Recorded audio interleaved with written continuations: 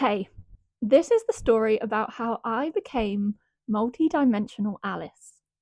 This is going to be a guided journey through a transformation in consciousness, and I'm going to bring you along for that ride.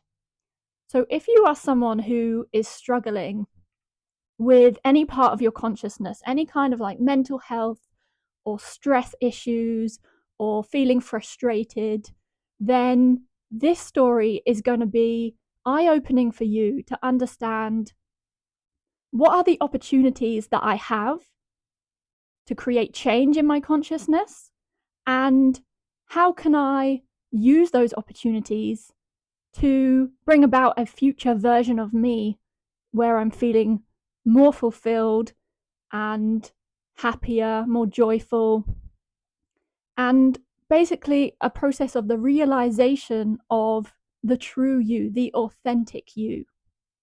So that's what we have in store for you. I'm going to go through this in sections. So, also, just to let you know, I have a laptop here. So, I'm going to be following some notes because there's quite a clear structure that I want to guide you through this journey, through this process. If I'm getting real fancy, then I may even put some of these notes onto the screen. But we'll see how that goes.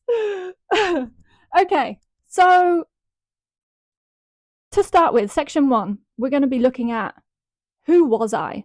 So I'm going to talk you through the person that I was before the event that changed me.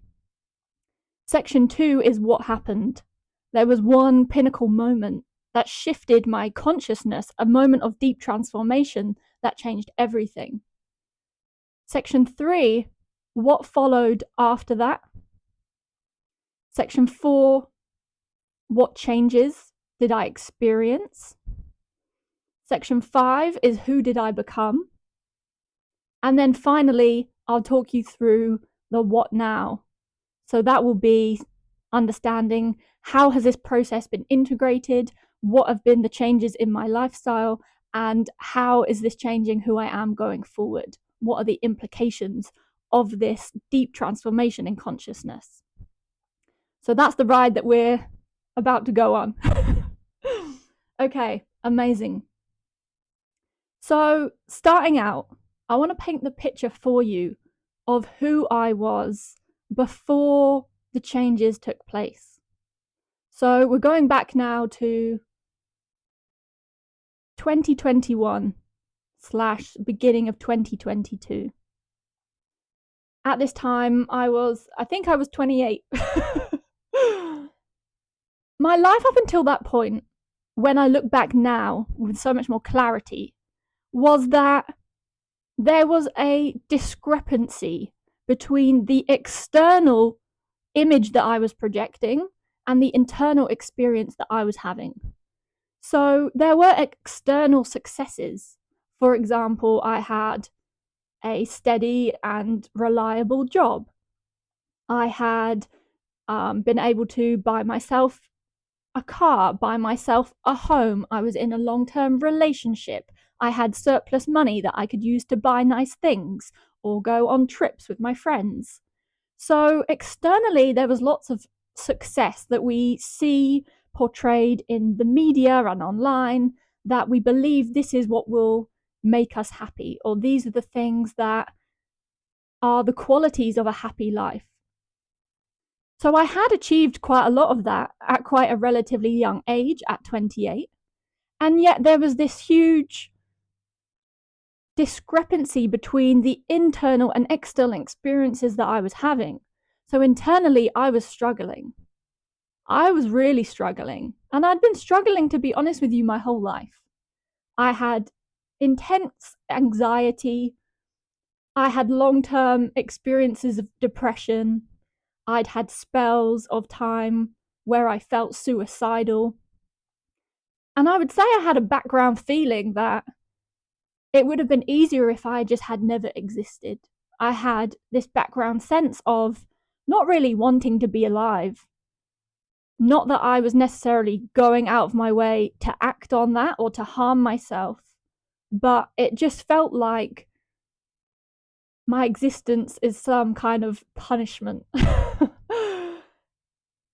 Life was painful on the inside. But then on the outside, I was giving off this really strong interior and strong exterior image.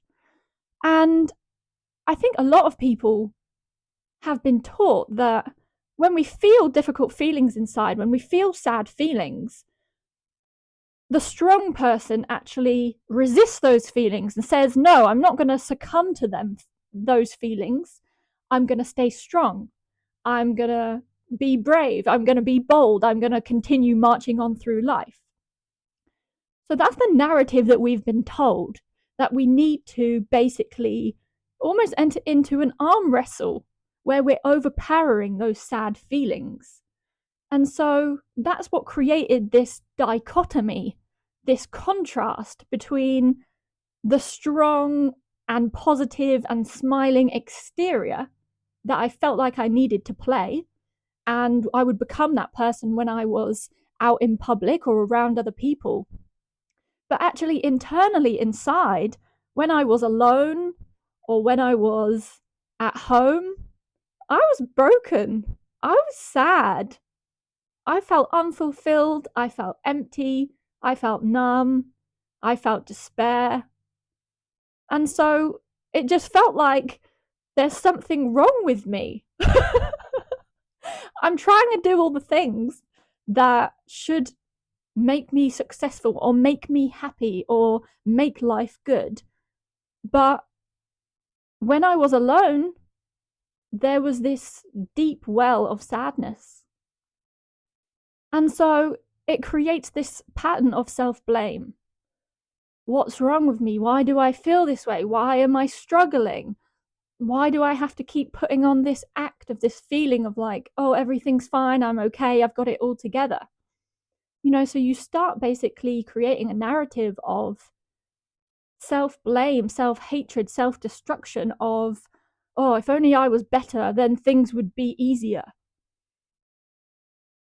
I was living also in a state of chronic fear. I was afraid of being in the company of other people. I was afraid of what they would think of me. I was afraid of my appearance. I was afraid of the future and uncertainty. I was afraid of having enough money and being in a job. There was intense fear that came from everything in my reality, in my existence. And this just became such a default state of living that I wasn't even necessarily thinking like, oh my gosh, I'm so afraid. I'm not thinking like, oh my God, every day I wake up and I'm so fearful, because it was the default. That was my status quo. So you have to understand that the background anxiety and fearful nature of living in that way actually just felt like, oh, this is what it feels like to be me. This is what it feels like to be alive. So it wasn't something that I had total clarity or awareness of at the time. I'm only able to label it this way when I look back. Another point that I want to highlight is this feeling of, I guess I had a sense like I needed someone to save me. Which it sounds unusual putting words to that feeling now, retrospectively. I almost felt like I needed some kind of savior, some kind of person outside of me who would come and would know what to say to me, or would reassure me, or would tell me everything's going to be okay, or tell me that, I'm a good enough person, or that I'm accepted, or I'm loved, or I'm going to be successful. Someone was going to come and like scoop me up and take me under their wing. That was almost like this feeling that I had that I hadn't articulated, but there was this hope, this kind of expectant hope outside of myself that somebody else would come along and would be able to give me some kind of opportunity that would make things better, would make me feel better, would change the way that I was struggling or change the way that I felt about myself. And that expectation went unmet. And that only compounded this feeling of, oh, there's something wrong with me. I'm not good enough. I'm not doing well enough. If only I could be better. If only I could be worthy. So that's the narrative that was playing out.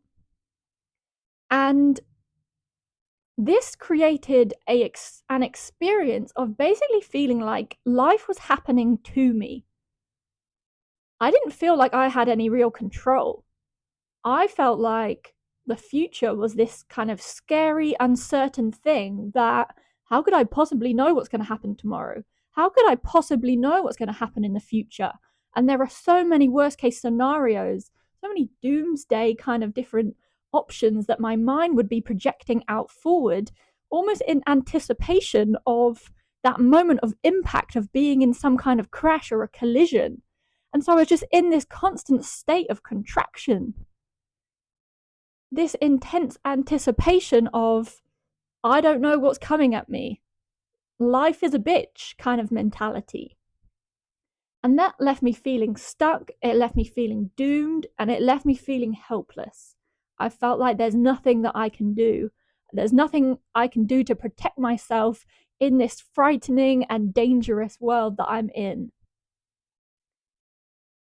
Another important point of my consciousness at this time to understand was I very much had an externalized authority, which let me explain what that means. An externalized authority was that I was putting my trust and my faith into people and things and institutions and opinions that were outside of me. So, whether that might be things that you see on social media, it might be things that you come across on the news. It may be things that you're being told by family members or the government or your boss or friends, whoever it might be.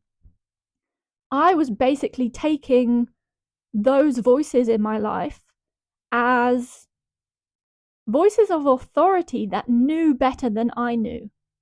They were people who had more information or more success or more insight. And therefore, the opinions that they gave or the advice that they gave about who I am and how the world works and what life's going to be like, I trusted their opinions and those voices more than my own. So that's what I mean by this externalized authority. I was projecting out authority onto other people outside of myself. So, what does all this amount to? Everything I'm describing basically can be summed up like this. I was essentially in a pattern of denying my true self, denying my authentic self. It wasn't something I was doing consciously. I wasn't aware that that was going on at the time. It's only retrospectively looking back that I can say that the internal instincts of who I am and what I think and what I believe and what I want, what am I passionate about, those were things that I had been habitually taught to shut down and squash and repress and deny. And so, in the denial of my true authentic self and my true voice, I was actually living as a false self. I was living almost like having a mask. This mask was the person that I thought I needed to be in order to gain approval and connection and love and validation from other people. It was the version of me that I understood the world wanted from me. It was based on other examples of other people that I had seen, where I would see someone else online or in school, and I might think, oh, that person's doing that, and they seem really happy or popular, and I want to be like that, so I'm just going to make myself more like that. And so what you end up doing is basically mutating into a version of someone that is not actually you. You morph into playing an act. It's honestly like you're playing like a character. It's like a caricature of who you are based on the external validation or external authority that you are seeking approval from other people, from society. So this is how I was living. I had no conscious awareness at the time that that was the case. But now looking back, I have the clarity to be able to describe it using these terms of understanding that I was living this false life, this false persona, which was really a fearful trauma response of who I actually truly deeply am, who I really want to be, and how I express myself, what my passions are, what my opinions are, how I want to behave in the world. Those things were all being habitually denied. So, what I have come to understand is the consciousness state that I was living in is essentially what I would refer to as NPC consciousness. Let me explain quickly what that means. The term comes from gaming, where in a video game, there are certain characters inside the game that don't actually have a full persona or a full role or full freedom. They don't have full autonomy. Instead, they're characters in the game who are living a particular role or a particular script, and they don't go outside of the barriers of that script.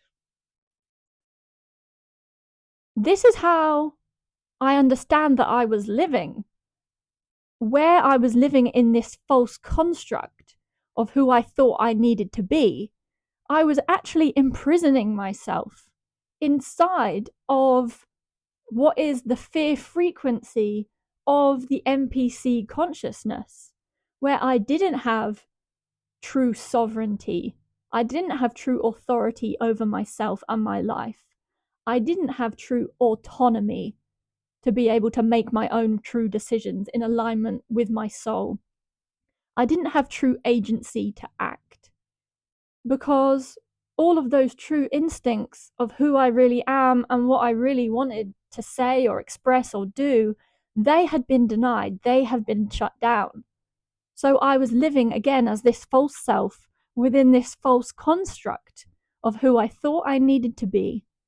And that reality was the pattern of being trapped within what I'm going to refer to as essentially the NPC prison. It's not a prison of concrete walls and barbed wire.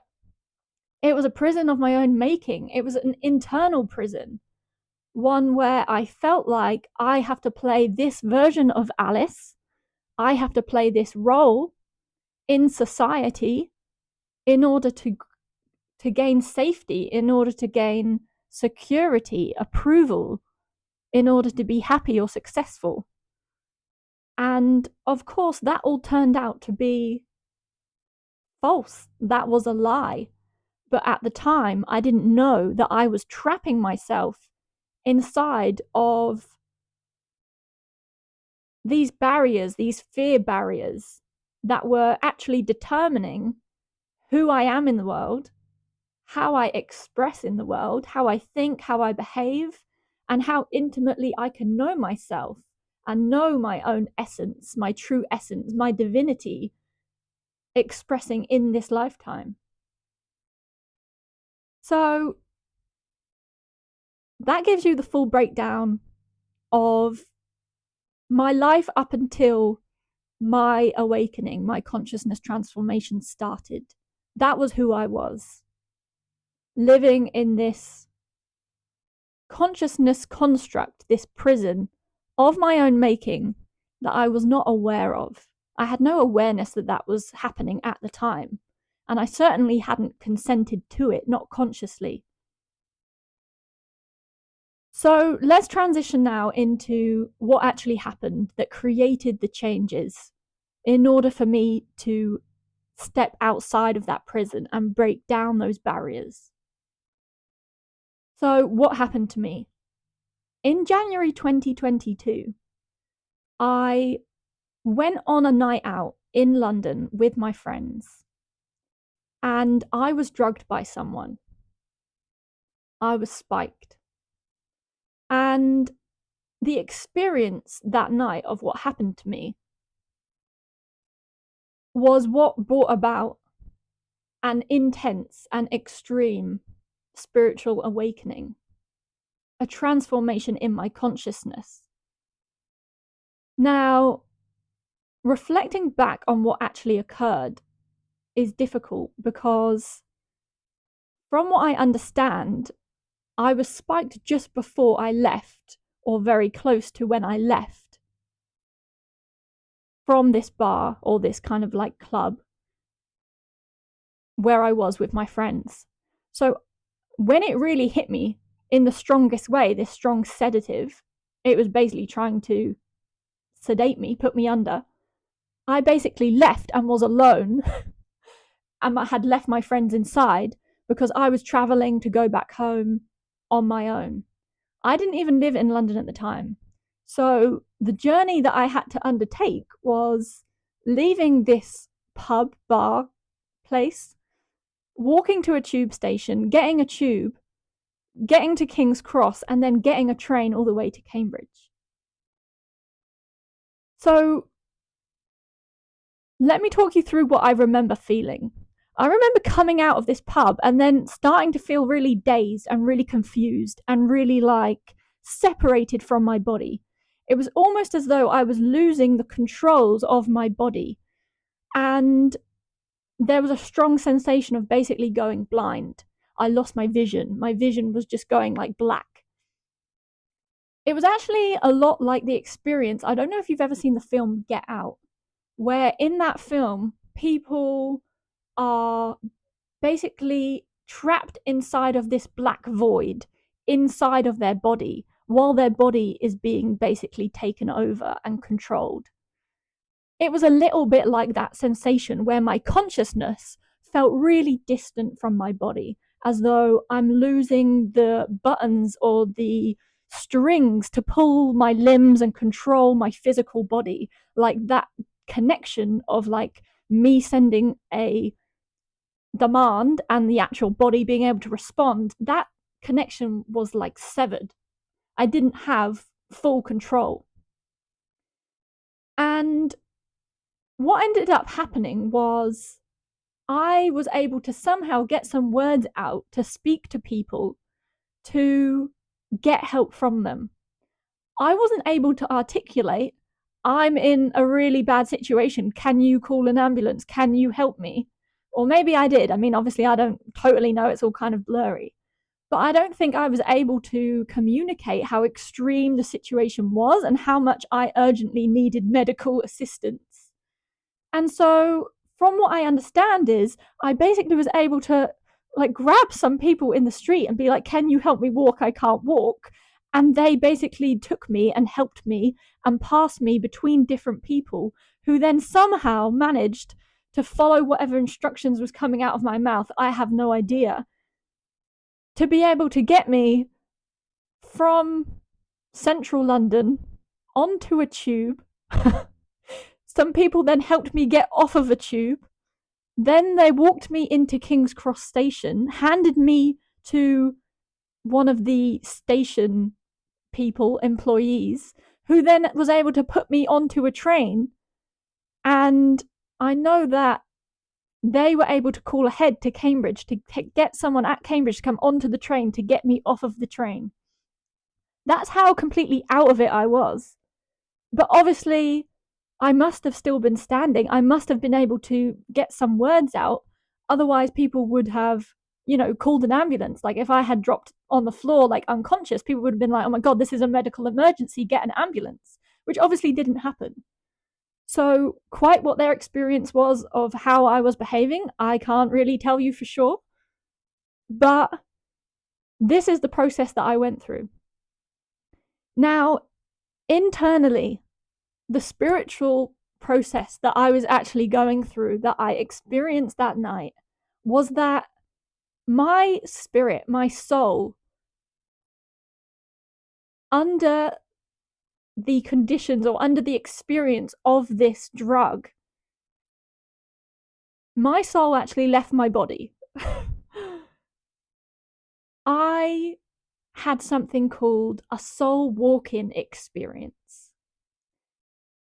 Now, I had never heard of this, and it took me about 2 years after this event happened to actually finally find this information, which was able to give me vocabulary and understanding about what had actually occurred that night.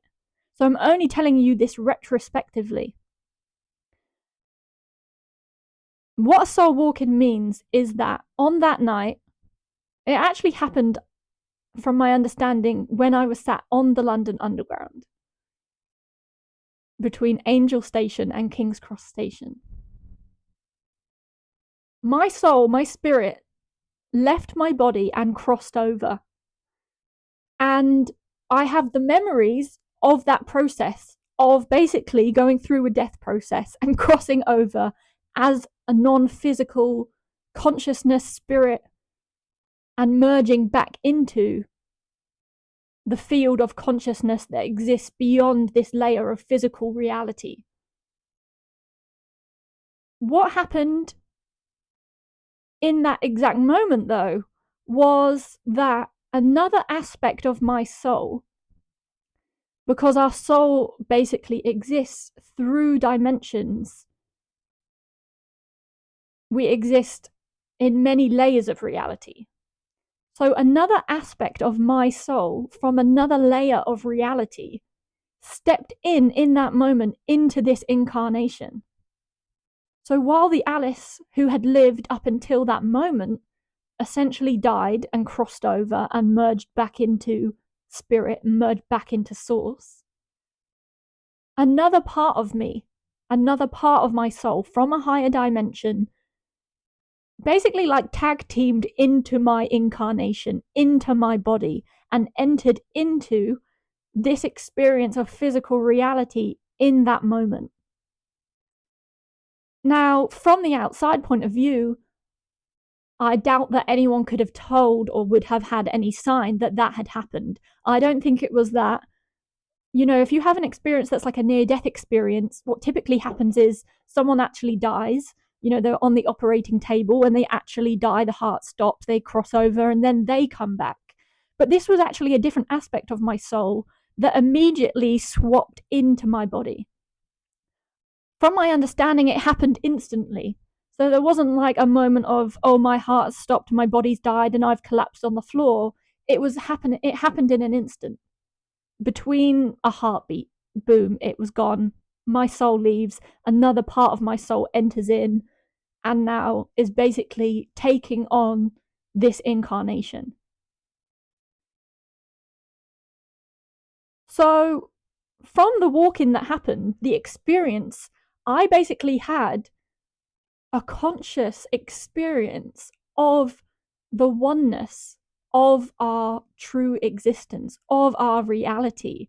I had an experience of melting into the field of consciousness, the infinite, which is divine consciousness, which makes up everything that we are experiencing. It makes up all of physical reality. It is expressing as every single person's consciousness.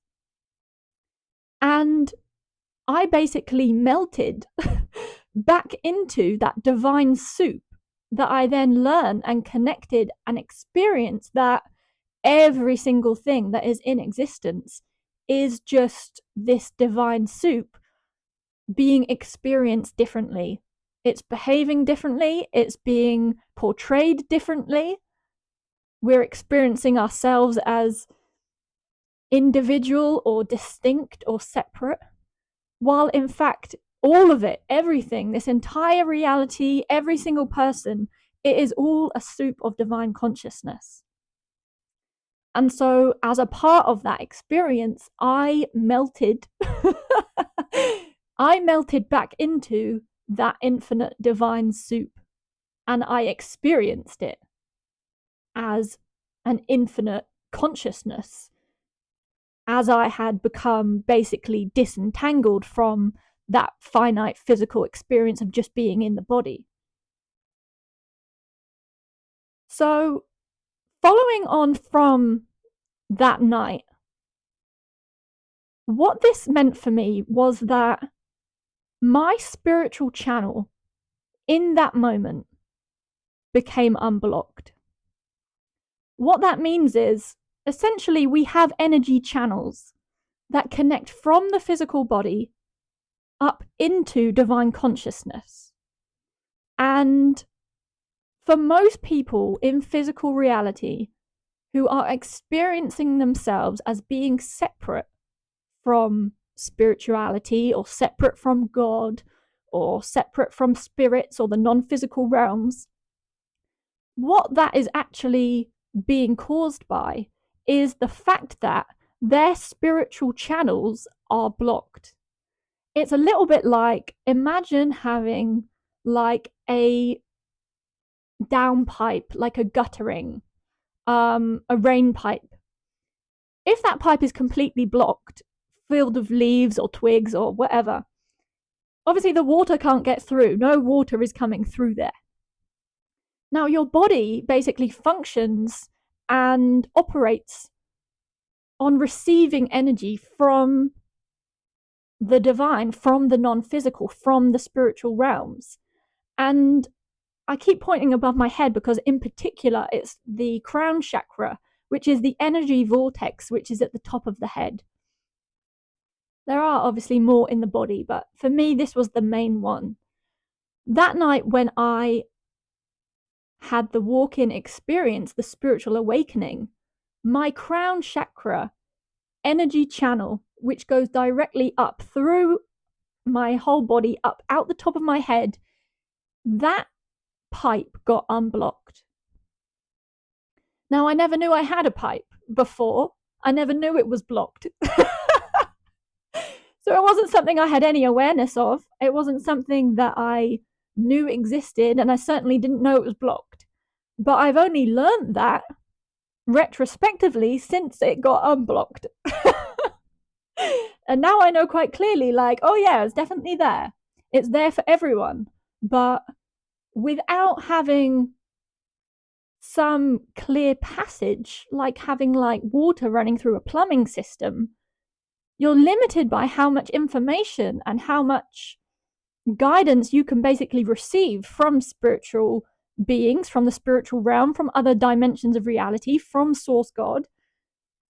If it is blocked up, then such a small amount of energy and information can get through to you. It's almost like a baby having like clenched the umbilical cord.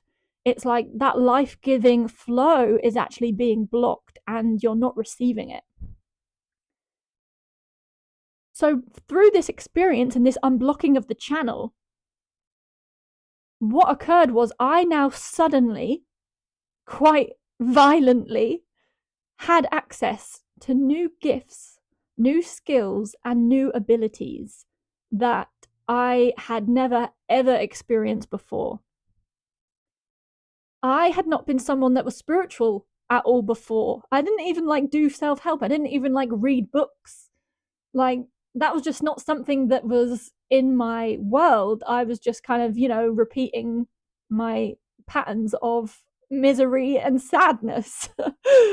So to suddenly have this opening of new gifts, skills, and abilities, which was the psychic senses basically coming online, suddenly I could see clairvoyantly, see things that were energetic, that were happening in other dimensions. I could receive messages and communicate telepathically with other beings and other entities and my own soul. I could access different timelines. I could project my consciousness out into, go back into the past and relive those past moments of my life. I could project my consciousness into the future and access information about the future, and also alternate timelines of seeing alternate ways that things can play out and understanding what does that look like, or how does that feel, or which future version, am I heading towards. So these things all suddenly came online and swamped me with this new multi-dimensional perception, which I did not have before and I had no awareness of. So, to be honest, it hit me like a fucking ton of bricks. Like, it was extremely difficult because I had no concept of what the fuck is happening to me? What the fuck does this all mean? And like, what the fuck do I do with this? Like, where do I go from here? Like, this is crazy. Like, it was like very challenging, very shocking, very traumatic. It was traumatic. Now, along with having multi-dimensional perception and having access to things like my past lives and having past life visions, past life memories, what I now basically also was confronted with was the karmic load of the emotional trauma, the baggage, all of the sadness, all of the pain, all of the suffering that I had previously been denying. Everything that I had been squashing down was coming up in fast and ferocious ways. Things from past incarnations, traumas, were now suddenly flooding me, hitting me like a ton of bricks, I'll be honest with you. And with this new multidimensional awareness and perception, I was now basically, in that first instance, being now swamped by what is my shadow, the subconscious and unconscious parts of myself that I was afraid of,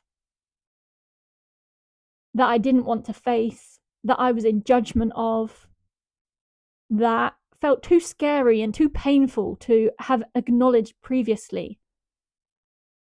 Those things were now coming up at me like a tsunami. And this was an extremely challenging time. Not only was I now face to face with my own shadow in all of its,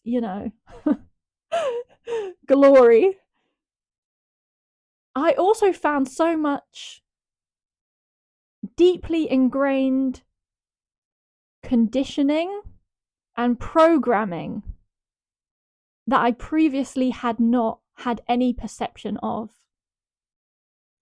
I could now see how the person that I was living within the conditioning of my family and how that was controlling me, how that was limiting me. But also on a bigger macro scale, there were huge amounts of societal and collective conditioning and programming that was also controlling me and was affecting the way that I was behaving and thinking. And it was almost like having found these viruses in the background of the computer that I now could see were present in my consciousness. I had no idea that these viruses had been downloaded from my family, my immediate family, my family lineage, but also downloaded from the collective consciousness of society and all the media and all the programming. And so it basically felt like, oh my God, I've been living within the constraints of this kind of microcosm of control and deception, and also this macro level control and deception. And this process very much was like waking up to the fact that you're in a cult. What I then had to do was essentially like deprogram myself from the cult mind control of not only my own family, but also of planet Earth. And that was extremely, extremely challenging. Everything I thought I knew was being rattled and shaken and thrown upside down. It literally was like everything was being inverted. It's a bit like in Stranger Things, where they have the concept of the upside down reality, where it's like the normal reality, but everything is inverted. What I was seeing and what I was learning about myself and about reality was that I had been living in an upside down, inverted trauma reality where everything I thought was real actually was false and was lies. And everything I thought was not real, that I thought was fake or lies, actually was being shown to me to be real. For example, the things I thought, oh, that's not real, would be things like, oh, ghosts or aliens or, God or things like that. You kind of like dismiss and think like, that's not real.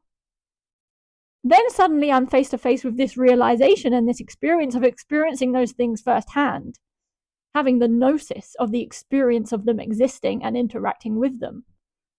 So I was like, holy shit, everything I thought was fake is actually totally real and exists very much in the multi-dimensional layers of reality.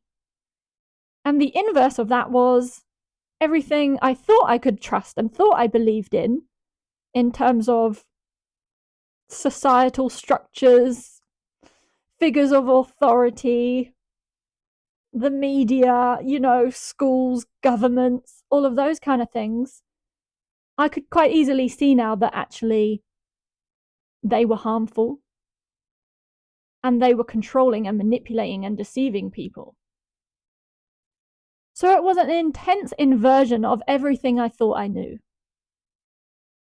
I was literally shaken to my core.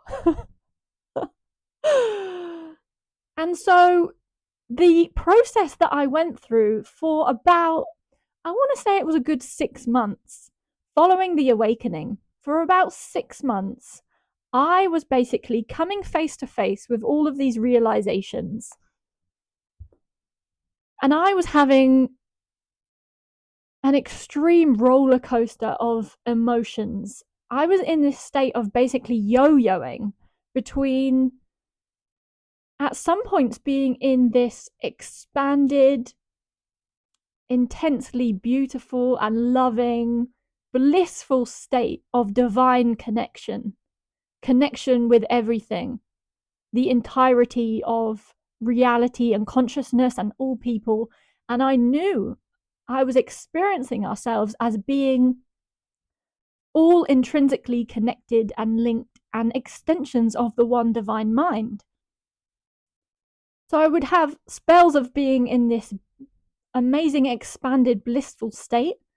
But then within a few hours, I would then yo-yo and I would be essentially grappling with suicidal terror. It was extremely difficult as these judgments and these different types of prejudice and these different types of conditioning and programming and trauma and fears were literally coming up like facing demons. I spent a lot of time just in like total despair, freaking out, like, oh my God, like, what does this mean? Like, who am I? What the fuck is going on? It was really, really challenging.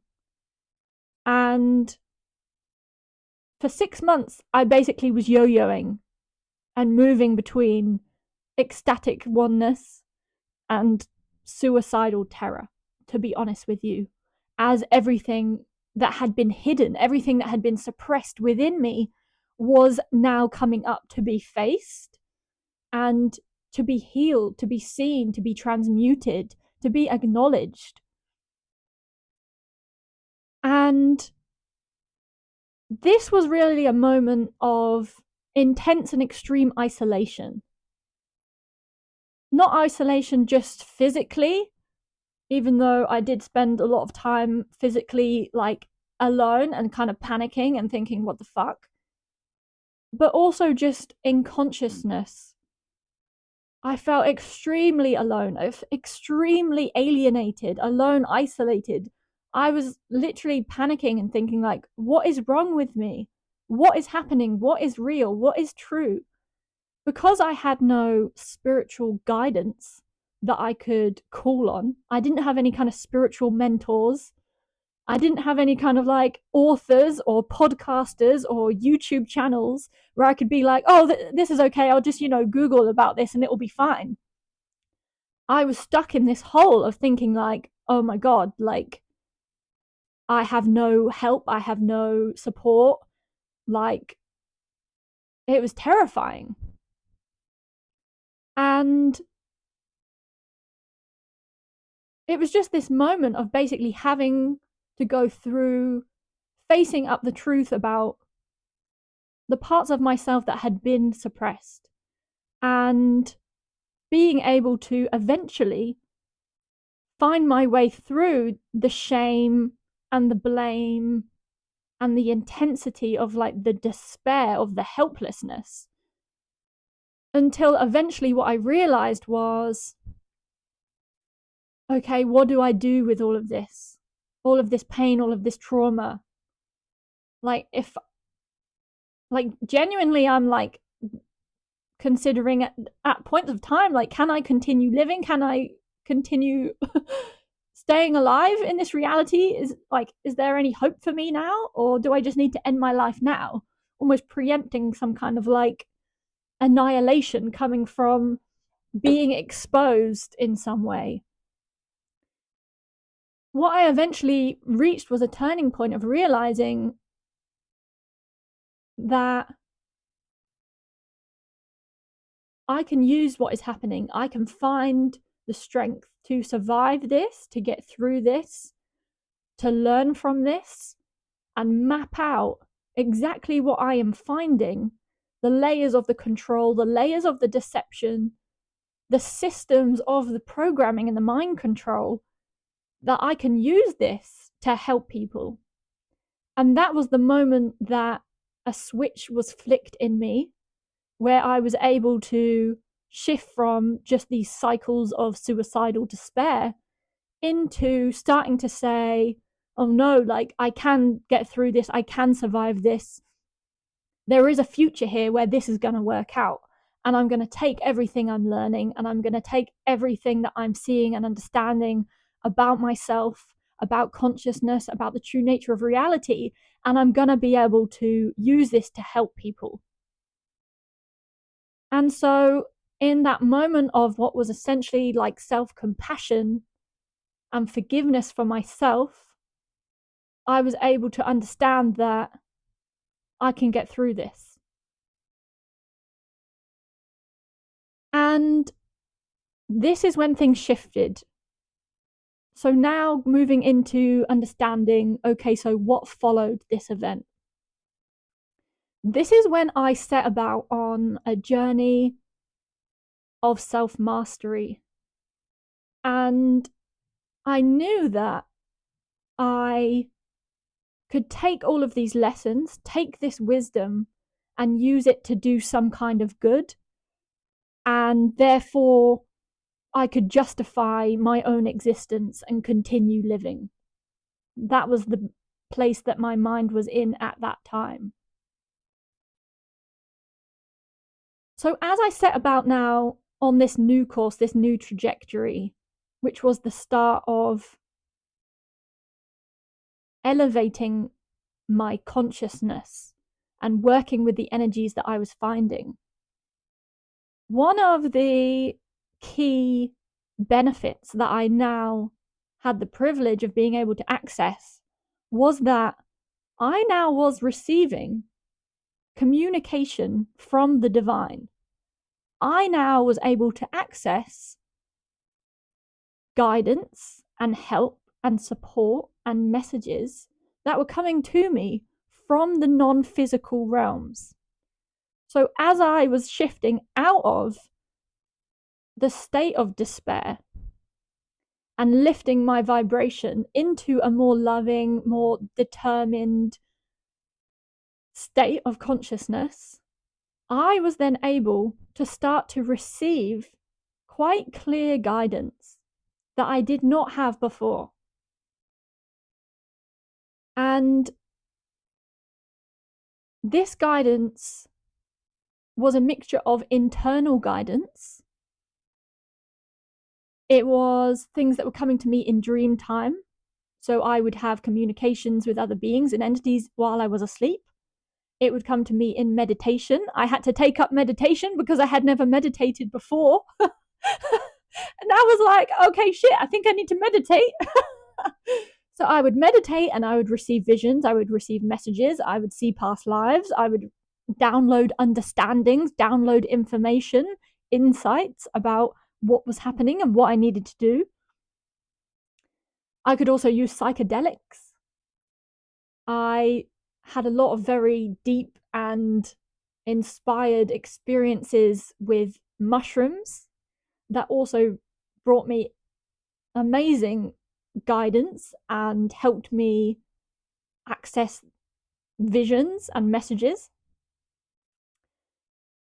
But then there was also a mixture of external guidance that I was now receiving in my reality. So I was having very regular, very bold, very clear experiences of big synchronicities, big signs, big symbols, big messages where the same thing, the same idea or concept would suddenly be mentioned like 3 times in a day, where I'd never heard of this thing before, never heard of this name before. Suddenly I hear it 3 times and I'm like, oh my God, like I need to like look into whatever this thing is that's coming up.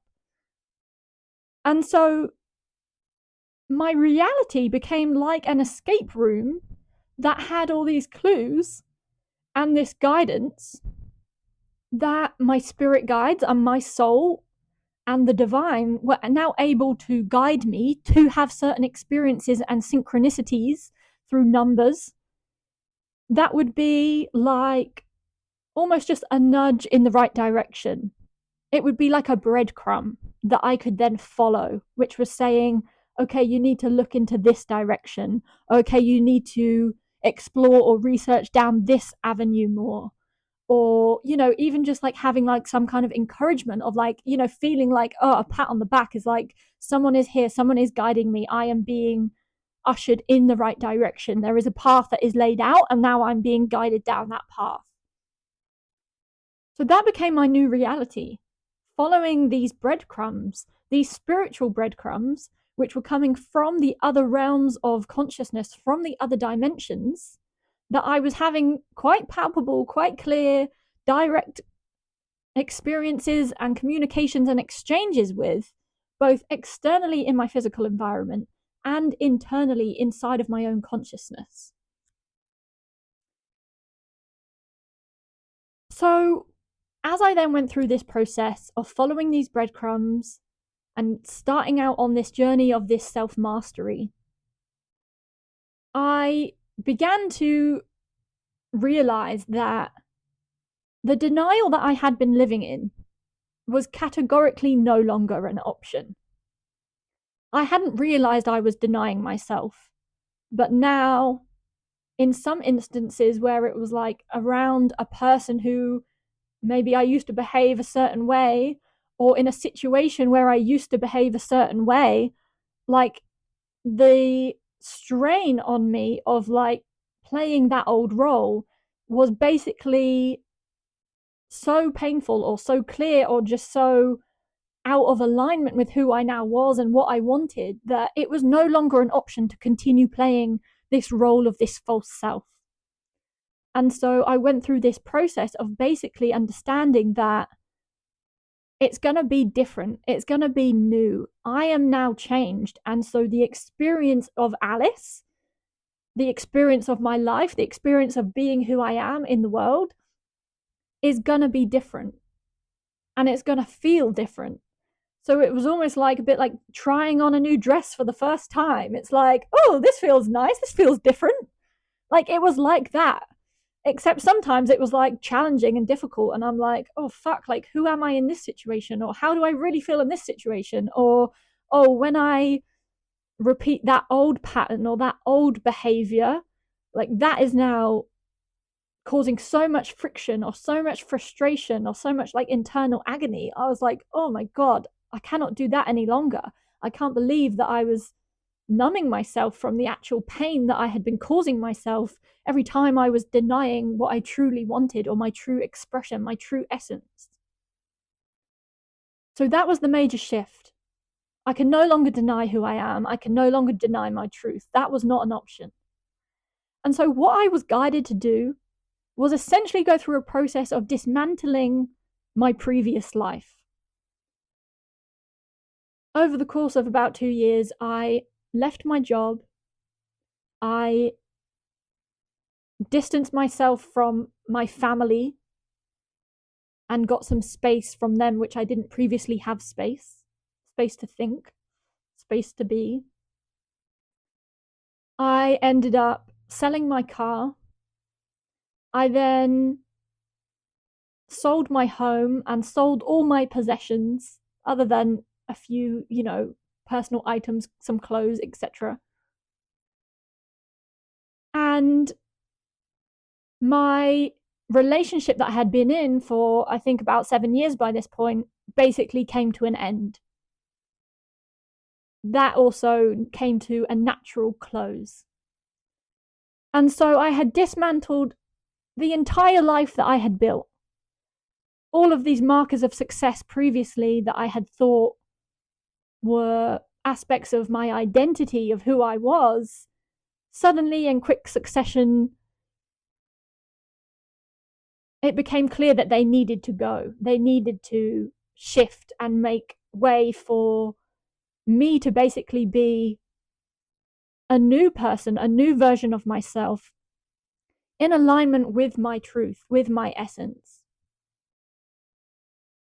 And so what I ended up doing and being guided to, as I, asked out to spiritual teams and spiritual beings and my spirit guides, speaking with the divine, speaking with my own higher self, my consciousness, I eventually understood that I'm needing to go away and travel. And by this point, I'm essentially unemployed, homeless, and single. And I received this guidance that said, okay, I need to go abroad, I need to travel. And so I booked a one-way ticket to India. And in January of 2024, so it was exactly 2 years after I had the awakening when I was spiked, I flew out to India on my own to travel. And that led me through this process of traveling abroad over the course of just over a year, traveling around the world through many countries, and essentially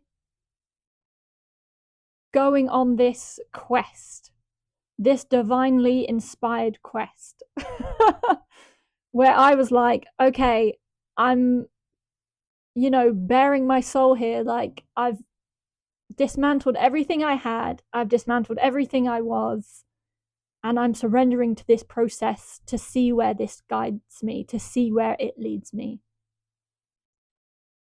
And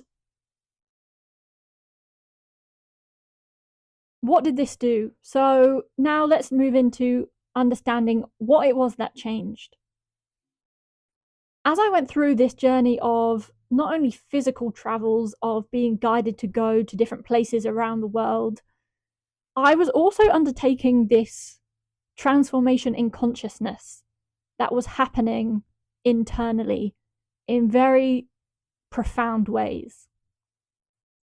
So I would be guided as I traveled to be deepening my learning and growing and evolving and basically understanding more intimately about my own consciousness and how energy worked and how I could change my energy and change my consciousness in order to heal myself, in order to help myself, not only just to feel better, but to draw ever closer to the divine consciousness that I now was living in connection with. So, over the course of what ended up being a process of nearly 18 months, I essentially went through a process internally in consciousness of mapping out my underworld, mapping out my shadow. And it was this consistent process of identifying places in my energetic field, in my consciousness, where there were instances of pain, of trauma, of suffering, all of the triggers of anything that frightened me, that scared me, that suppressed me. And through the process of mapping out my shadow, my subconscious, this led me to then developing a process that I refer to as emotional mastery. So, emotional mastery is built on understanding the foundational principles of energy and consciousness that are universal truths of the true nature of our reality and the true nature of who and what we are in connection with divine consciousness as a part of this one unified field of information and energy. And because I had this understanding of how this field works and what it is that we are actually existing in, emotional mastery became a process that I developed, which allowed me to alchemize my consciousness.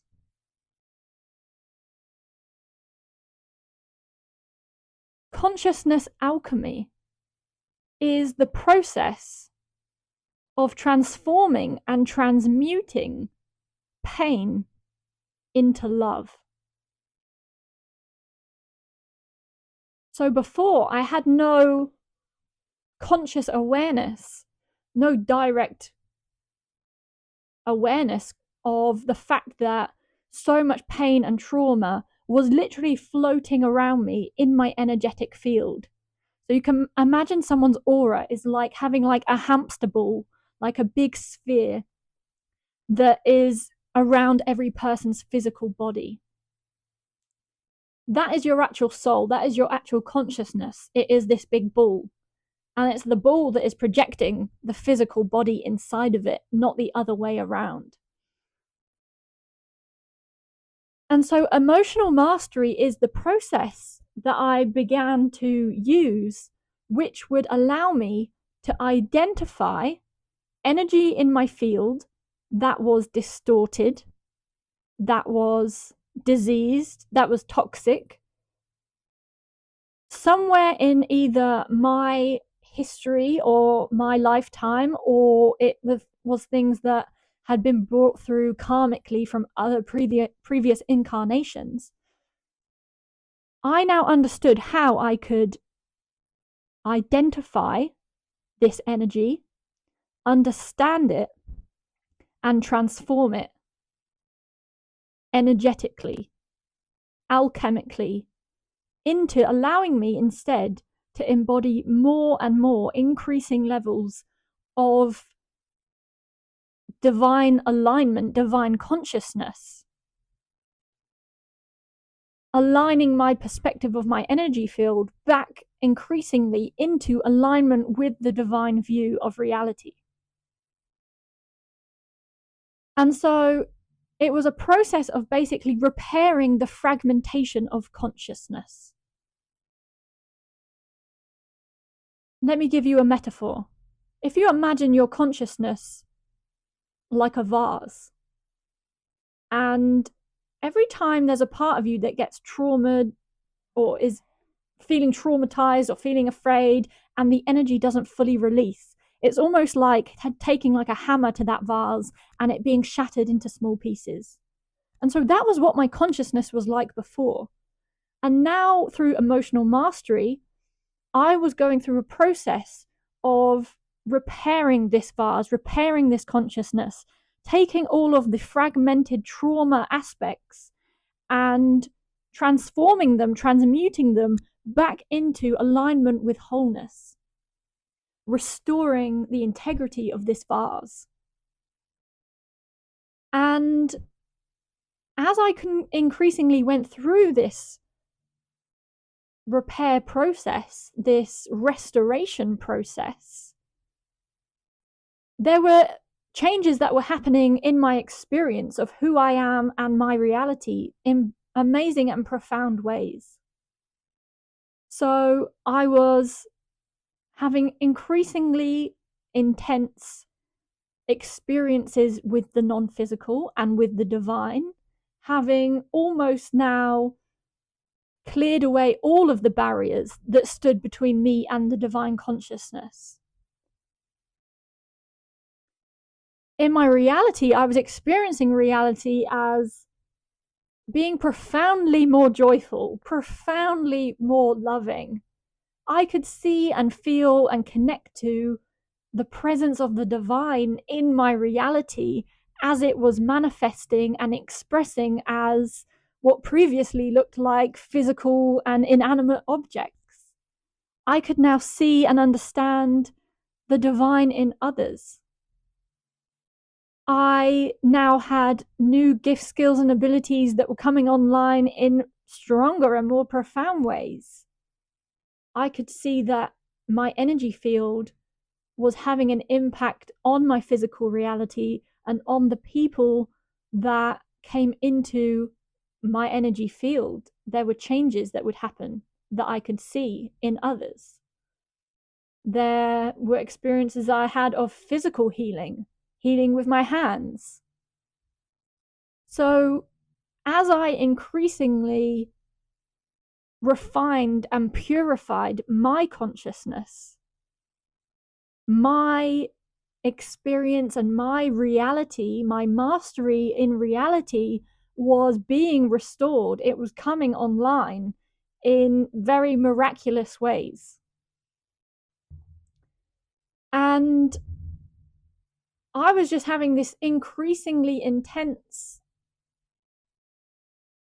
gnosis, this knowing of experiencing my entire reality as being divine, that I could interact with and I could play around with, and that it was almost like the escape room speaking back to me. It was leaving me clues, it was leaving me messages. There were things that I could gain information, gain insight, gain knowledge from that I could find in physical reality. And the way that I perceived other people was understanding that these people too are God in form. They are unique expressions of divine consciousness who are extensions of the one divine mind, as am I. So I had this new clear realization and perception of who and what everyone is through having cultivated that knowledge and that experience within myself. It then was reflected back to me in understanding and knowing who and what everyone else is also, as being God in form, another expression of divine mind, experiencing itself through another unique set of variables. And so I knew us all as being extensions of each other. I am divine mind playing this role in this unique set of variables, this unique circumstance. And I knew that every other person was just divine mind playing another character with another unique set of variables. And so I suddenly had this profound awareness that I could see the traps of deception that other people were living within. Because I had gone through a process internally of bringing down my walls, bringing down my barriers, bringing down the lies and the deception and all of the control mechanisms that I found within my own consciousness, I could now see those patterns playing out clear as day in other people that I came across. I could see the illusions and the lies that they didn't know that they were living in agreement, in accordance with. And what this process has awarded me is an ability of being able to essentially map the subconscious of others. And in seeing that, having that awareness of the multi-dimensional factors that are at play, the strings that are being pulled within each other person, I know deeply, intrinsically, that we are all the same. We're all struggling with the traumas and the lies of our past without knowing and having the conscious awareness, the perception of knowing that they're there.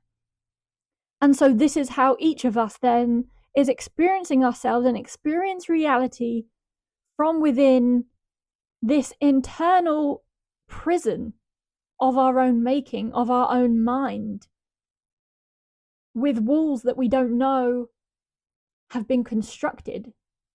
And when we don't know that they're there, we don't even know and realize that there's another option. We don't know what lies beyond. We just remain confined into this field of repeating the patterns of the past, of what has been familiar, of what we've been told we're allowed to be, or allowed to say, or allowed to do.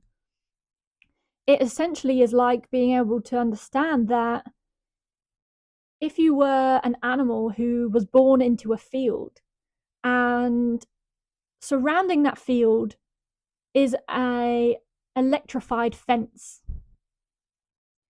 and you've lived your whole life in this one field, and the fence is something that you can see and that you know is there, but often you don't even have an experience of actually going up to the fence, because inside the field you've been born in, everyone has told you you can't go past that point. That's the barrier, that's the limit.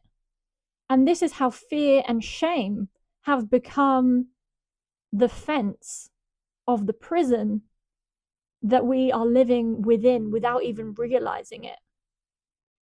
And when you've been told by everybody else, be fearful of these things, you should feel shame about these things, these are the rules of reality, these are the rules of who you can be, this is how big or bold you can be, this is how much you can do or change or say, and here is a limit.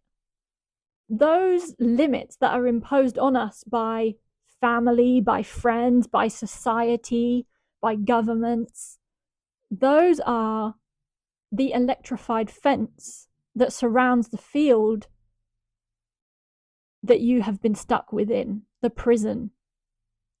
And in all honesty, what you will actually find is when you start seeking out these triggers and you can understand and learn how to use them and alchemize them, how to transform the triggers of the fear and the shame, what you actually realize is you can go up to the barrier of the fence and it actually was a illusion. The fence wasn't actually real. It was like a hologram. It was a mirage. And you realize that it was just the fear of the fence before that was strong enough to be able to keep you bound, keep you stuck within a very small and finite reality. It's very much like the film The Truman Show, where he has been born inside of this TV set, this film show, and he has no idea that actually, if I go across the sea, if I cross the water, I will reach this barrier that I didn't know I had been being programmed to live within, that I can then step beyond. That is the exact description of what I am saying is happening in consciousness, in energy. And it is basically refining us to an experience of reality that is so small and so limiting compared to who and what we truly are. So let's now understand, so who have I become? What has been the impact of all of these changes and all of these insights and all of these downloads? The key shift to understand is the switch from having gone from an external authority previously to now living from internal authority. There is immense power that exists within you as you can cultivate your internal connection with the divine mind, with divine consciousness. My authority of my life, my expression, my thoughts, my words, my actions, my future, my passion, my creativity, that is all something that is flowing from within me. That is how I now take claim of the sovereignty of my existence, that before I hadn't realized that by externalizing my power or externalizing my authority, I was abdicating my power. I was giving it away to someone else. Someone else was calling the shots on my life of who I am and what I can do. When you can make this switch to internal authority, then you can move into increasing alignment with your truth, increasing alignment with the divine expressing uniquely as you. That is the mission that we are all truly on. The liberation of the true self. So from this switch and from this journey, I have also become what I would describe as a master alchemist. Now, alchemy is the process of transformation. It's the process of converting lead into gold. The alchemy that I have mastered is that transformation process of taking trauma, taking pain and distortions in consciousness and alchemizing it into love, which is the vibration of divine consciousness. So I'm moving then increasingly into alignment with divinity, with my own divinity. And this process, this cultivation of shifting my energy field and finding triggers and finding traumas and knowing how to convert them, how to use them, this has led me on a process that has actually become a journey of divine embodiment. It is a journey of claiming my union with the divine. The blockages and the barricade that I was under, that was separating me from the divine, have now been cleared.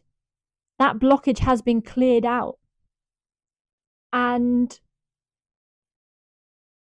what this awards me is an ability to allow the divine to basically use me, enter into my incarnation, enter into my body, and use me to support the enactment and the carrying out of divine will in physical reality. This is a process of deep surrender where you say, I'm no longer going to pursue personal will of the egoic mind of, oh, what does Alice want to do today? Oh, I want to go and do this, this, or this.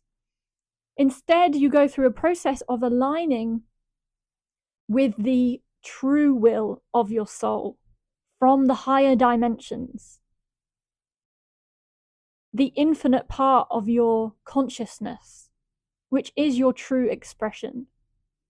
And from that place, where you are being guided and instructed from alignment with your infinite nature, then you basically become an actor of divine will, which is acting in accordance with what will be the highest good for everybody.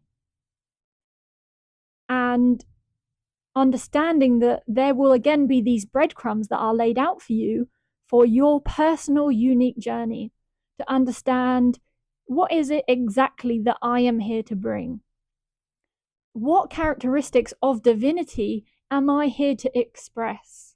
And how do I go about bringing those gifts and those qualities to everybody here in physical reality that is going to be a win-win of everybody benefits? I benefit, everyone else benefits, and it creates a healing and a transmutation that others are also going to experience. This is the process of essentially allowing yourself to embody and align with what is called the Christ consciousness. So the Christ is not an individual. That is fake news. The Christ is a frequency of consciousness. If you think of consciousness as having almost like a radio, a frequency that can be tuned, if you tune your frequency of the radio to a certain number, you will hear a certain station. Your consciousness is the same. As you alchemize the pain and the trauma in your energy field and replace it with loving vibration of divine mind, what you are doing is tuning the frequency of your consciousness and your experience to the frequency of the Christ. That is the divine expressing uniquely as you. And it's not that you have to surrender or forfeit who you truly are. You are a unique expression, so all of your unique divine brilliance will be amplified. You will be expressing all of your gifts in more beautiful and profound and amazing, expansive ways. It's only the aspects of you that were being informed by pain, being informed by trauma or shame. Those are the things and the parts of you, the characteristics or the patterns that will fall away. So what this all culminates into is essentially an invitation. What I am talking you through is not just the story of multidimensional Alice and how I became this version of myself, but this is the invitation of the remembrance of the multidimensional you, your true nature, as an expression of divine consciousness who is multidimensional and is expressing throughout different layers of reality. This is the opportunity that you have before you to release the aspects of you that are out of alignment and had been informed through external authority, and instead moving into an experience of yourself and an experience of what it means to be alive that is in true and pure alignment with your authentic, pure essence. In order to do this, we have to break through that separation of that illusion of separation. How do we do this? We must proceed on this journey, on this quest, on this hero's journey, like I have just described, of committing yourself to saying, I am no longer willing to deny my true self. I am seeking out and I declare my intention to realize my truth, to realize the true you. And this all starts with that intention. You don't need to have any of the answers. You don't need to have any skills, any abilities. There is no requirement for this to start other than the desire and the will and the intention to say, I want to know how good it feels to be the true me, to be the youiest you that is possible. And understanding that this is even an opportunity that you can claim. And again, like I said at the beginning, don't expect someone else to come and save you. While you remain in a disempowered state of the victim mindset of thinking, oh, if only someone else could come and see my value, if only someone else could, come and take me under their wing, then I will be all right. If you remain in that disempowered state, then you will continue the perpetuation of the trap, of the struggle. This all changes and all starts when you switch to that internal authority and you say, I have the desire, I have the will, I have the intention to discover the true me, and I am no longer willing to forfeit my own divinity in the denial of my true self and the patterns that I have been living in up until this point. That is the process that this whole channel, this whole message, this whole video, my whole story, my whole lifetime, my whole being is the invitation to you to understand that that is what is possible. And it's a future that you can choose to claim.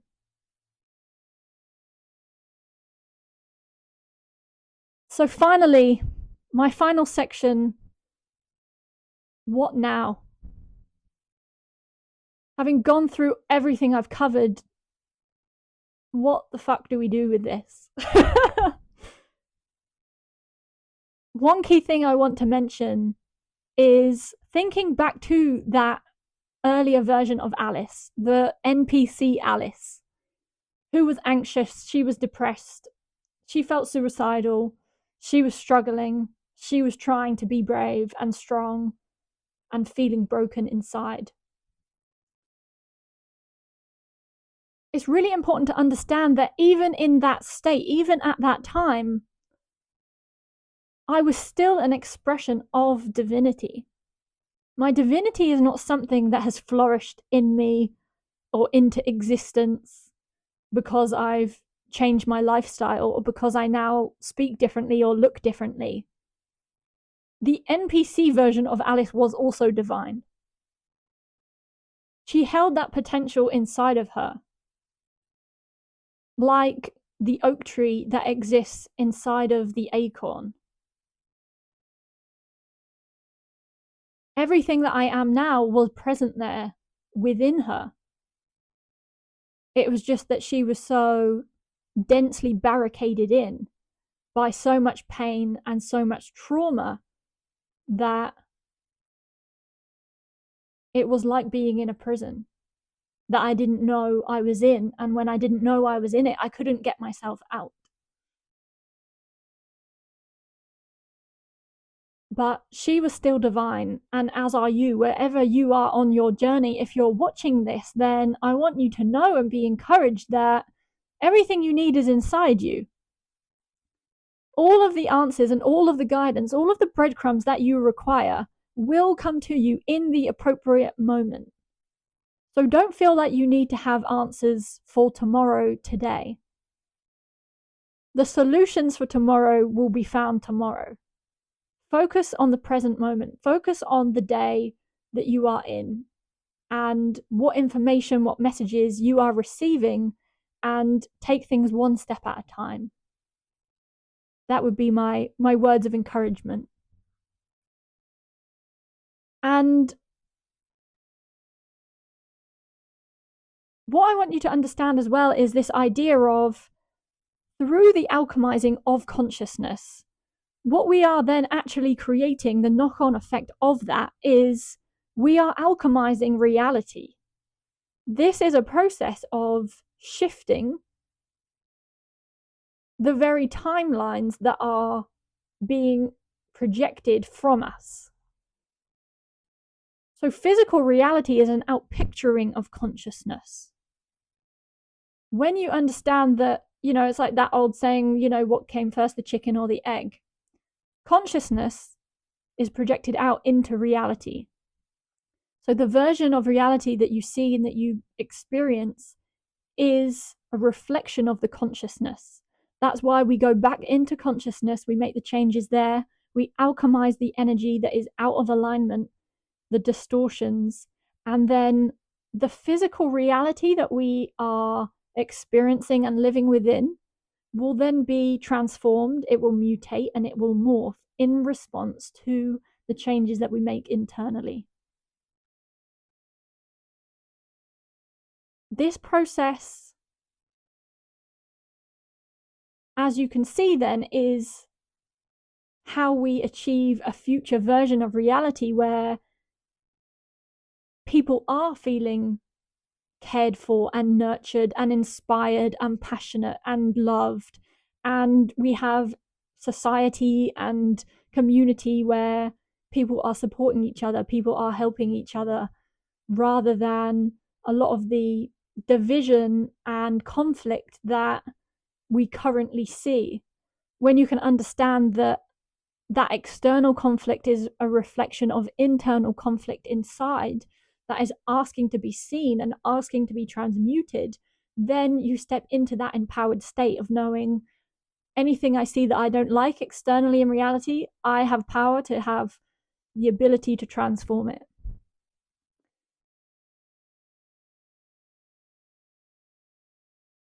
One of the things as well that I just want to highlight of this process is that you have to get very comfortable with the idea of change. And in many ways, the realization of the true you, the realization of the authentic you who is living that expanded, passionate, fulfilled life, in order for that person to exist, it requires the death of the version of you that you have known. The death of the familiar you, which is the process that I have described, that I have been through. You have to be willing to say that there are aspects of who I am and what I have known of myself that I'm willing to drop those patterns or those habits when they are not serving me, when they are not in alignment with who I truly am and what I want to become. You have to be able to be willing to say, I am going to change, I am going to mutate. And the reward of that is receiving your divinity in physical form and experiencing your divine self. But that comes at the cost of the familiar you, the you that you have known. So my advice would be embracing the unknown, embracing change, and having that sense of trust and belief that it's safe to surrender into a process that you're not controlling it. You're not dictating it from this layer of reality, but you're putting your trust and your faith into the infinite part of yourself that has this plan which is going to be more fulfilling than any plan that you could personally come up with from the egoic mind of physical reality. The gift that this then unlocks is being able to melt yourself into the cradle of infinite creativity. Because as we learn to surrender the habits and the characteristics of the past and of history, of things that we've known before, and we're willing to make way and make space to receive things that are entirely new. This is the idea of true innovation, true disruption, is we then allow ourselves to morph into the experience of true sovereignty, which true sovereignty is the reckoning of divine will. It is moving your will into alignment with the will of the divine for you, because you know that you and the divine are truly one. And so your true will, your true desires, your true wishes are that of the divine, because that is who you truly are.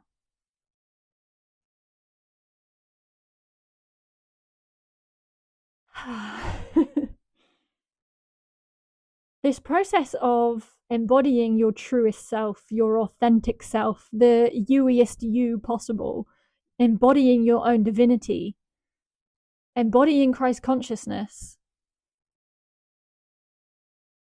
This is a beginning. This is not an end. It is the beginning of the liberation of who and what you truly are, and what it truly means to be human and to be expressing as divine consciousness in physical form. So rather than seeing it as some end goal, a lot of people think, oh, I want to, reach enlightenment. And they're seeing that as some kind of end finish line, some kind of outcome, some kind of completion, when in actual fact, that is just a beginning. That is the start of when you truly understand who you are. And in many ways, that enlightened understanding of yourself as divinity and as understanding your reality as being an expression of divinity, that enlightened moment is really the moment that you receive your assignment. That is the moment that you understand what it is that you really exist to do and who you really exist to be. So that is the moment that the mission begins. It is not an end. It truly is a beginning. And so I just want to share that perspective flip with you.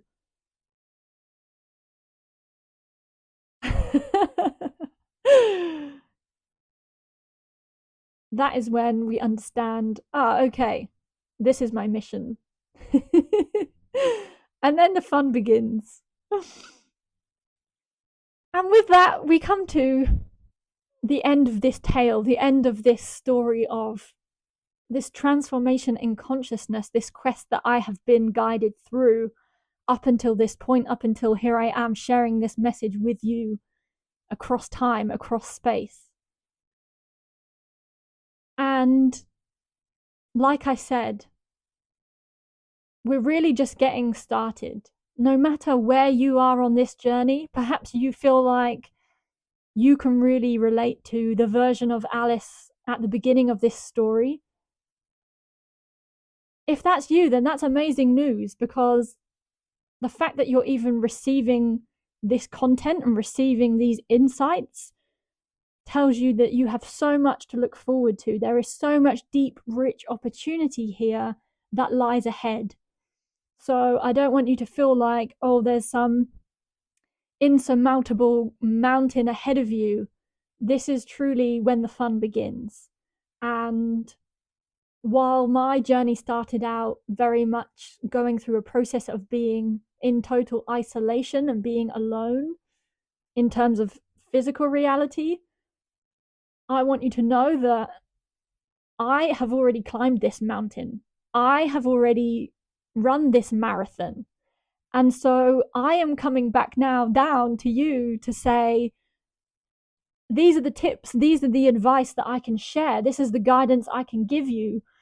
Oh, this is the turn you need to take at mile 10. Oh, and when you get here, this is going to be where you can get help or advice or guidance. So this is really the way that I am being of service, of being able to come back and say, you are not alone. There is help here. There is guidance here, both physically and in the non-physical. So take this story as inspiration. Feel excited about the challenges and the transformation that lie ahead, because what I can promise you is that the future you is going to feel incredible. It's going to feel amazing. And while there will be hurdles and there will be challenges to work through along the journey, what lies ahead is truly remarkable.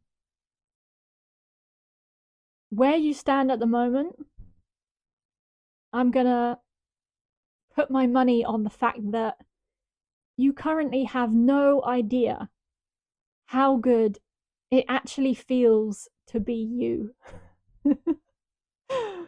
And so this is the mission, the quest that lies ahead. And it's going to be exciting and expansive and exhilarating and fun. Like, we can do this and have fun. I am here to support you in whatever way I can, as are many, many others. There are many people who are sharing their own stories and their own guidance and support. So thank you for making it this far. If anything in this story has inspired you, then I ask you first of all to please share this with somebody else so that you can help and inspire others in their own story and their own path of remembrance and their own journey of awakening. And I would love to hear from you.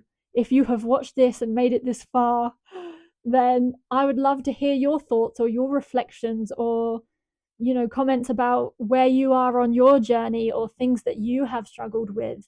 Because it's only when we actually start sharing some of these, deepest aspects of ourselves, like I am doing here today, it's only then that we will realize how deeply we are truly connected and how much we all have in common. We are not alone. We are all going through this incredible journey of consciousness alchemy and transformation in unique ways, but in also very similar ways.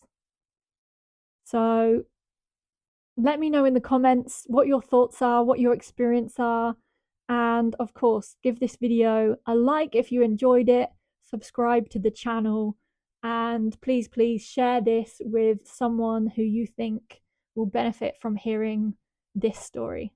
Thank you so much.